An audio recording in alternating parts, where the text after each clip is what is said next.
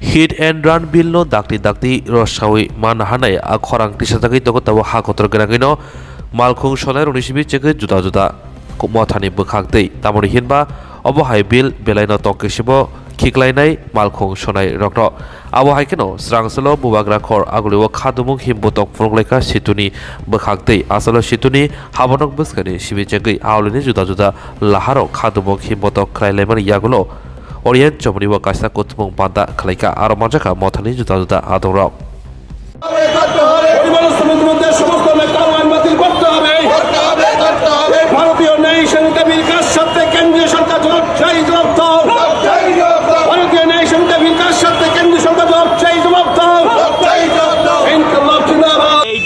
পক্ষ থেকে পরিবহন শ্রমিকদের উপর গোটা দেশে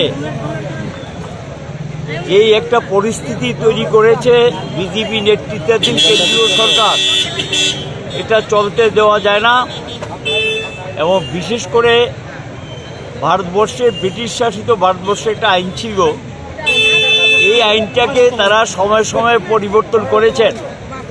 1988 সালের একটা পূর্ণাঙ্গ আইন পরিণত করেছিলেন। এটা অ্যামেন্ডমেন্ট করার পর 2019-এ আবার অ্যামেন্ডমেন্ট করেছেন। 2022-এ গিয়ে এটা 2019-এ যে আইনটা করেছেন 2022-এ গিয়ে একটা রুলস জারি করেছেন, যেটা ভয়ঙ্কর বিপজ্জনক। গোটা দেশে এখন পরিবহন আছে এমনিতে 50 লাখ কিলোমিটার নেটওয়ার্ক, 33 কোটি গাড়ি, মোটর ভেহিকেল সহ গাড়ি, আর ওই টু হুইলার সঙ্গে আছে 33 কোটি। 21 কোটি হলো টু হুইলার, তারপর ফোর হুইলার এবং তার বেশি হলো গিয়ে 7 কোটি। 90% নির্ভর করে রোড ট্রান্সপোর্টের উপর, মানে সড়ক পরিবহনের উপর। পণ্য পরিবহন, যাত্রী পরিবহনের উপর 90%, পণ্য পরিবহন ভারতবর্ষে 65% নির্ভর করে সড়কের উপর।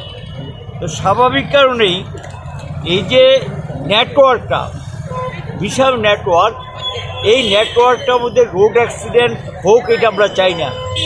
এতে যারা রোড অ্যাক্সিডেন্টের অনেক কারণ থাকে।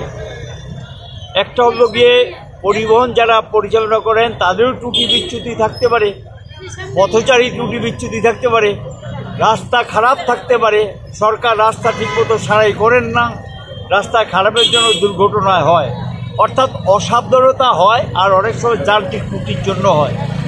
দেখা গেল সেই দুর্ঘটনার পর যেখানে দুর্ঘটনা হয় শ্রমিকরা তাদেরকে নিয়ে যাওয়ার চেষ্টা করেন যে হাসপাতালে পৌঁছে দেওয়ার জন্য। এখানে গিয়ে দেখা যায় মারমুখী জনতার হাতে আক্রান্ত হয়, জীবননাশ ঘটে এবং তারা সেখানে রক্তাক্ত হয়। এই কারণে ইচ্ছা থাকলে অনেক ক্ষেত্রে পারেন না। এখন যে আইনটাকে সংশোধন করে যেটা করেছেন বিপজ্জনক দানবীয় আইন, যে 10 বৎসর জেল, 7 লক্ষ টাকা জরিমানা, অনাদায়ে আরও জেল। এই যে আইন, এই আইন কোনো অবস্থাতেই মেনে যাওয়া যায় না। সারা ভারতবর্ষে এটা প্রতিবাদ চলছে এবং গোটা দেশে ইতিমধ্যে বিভিন্ন জায়গাতে গাড়ি বন্ধ করে রাস্তা জাম করে প্রতিবাদ করছেন।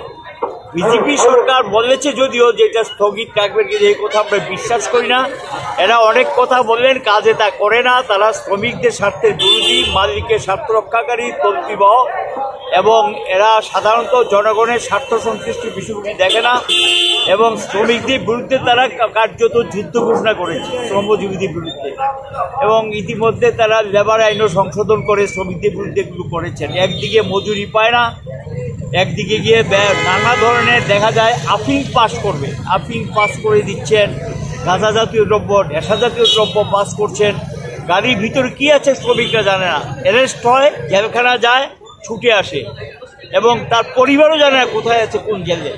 এই যে সাধারণ শ্রমিক যারা দেশে এক প্রান্ত থেকে আরেক প্রান্ত যোগাযোগ ব্যবস্থাকে রক্ষা করছেন, যাত্রী পরিষেবা, পণ্য পরিষেবা, এদের বিরুদ্ধে যে যুদ্ধটা ঘোষণা করেছেন কেন্দ্রীয় সরকার শ্রমিকদের বিরুদ্ধে, আমজনতার বিরুদ্ধে, এটা মেনে নেওয়া যায়। তারই প্রতিবাদে আমরা এই মিছিল সংগঠিত করছি।